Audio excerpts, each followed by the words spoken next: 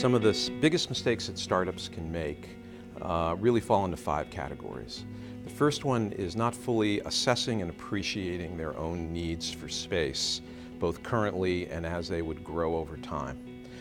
The second is not fully appreciating the economic ramifications of entering into a lease. Everybody understands what rent is, but then there are sequential rents that also go along with a tenancy under a commercial lease in pretty much all circumstances. The third is not fully appreciating the need for an exit strategy. And there are provisions in a lease that very much lend themselves to being a tenant's exit strategy. Everyone wants to assume that things are going to go well. As we all know in our own lives, things don't always go well. So you have a capability as a tenant of planning for that upfront in your lease, and the tenants that do find themselves frequently in very, very good positions as opposed to tenants who don't. The fourth mistake that people can make is not appreciating some of the esoteric lease language that exists.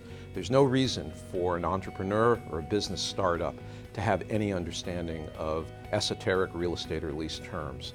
That's why there are professionals. They can reach out to their broker, they can reach out to their attorney, who should fill in the blanks for them, and then just give them a menu of business choices that they can make within the umbrella of those legal terms. The fifth mistake that startups frequently make is not having a full appreciation of the landlord's position in the context of the lease.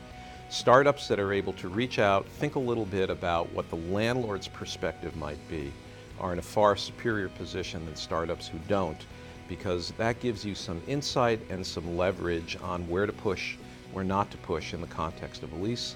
And it gives you an ability to try to address the landlord's legitimate concerns while at the same time addressing your own legitimate concerns.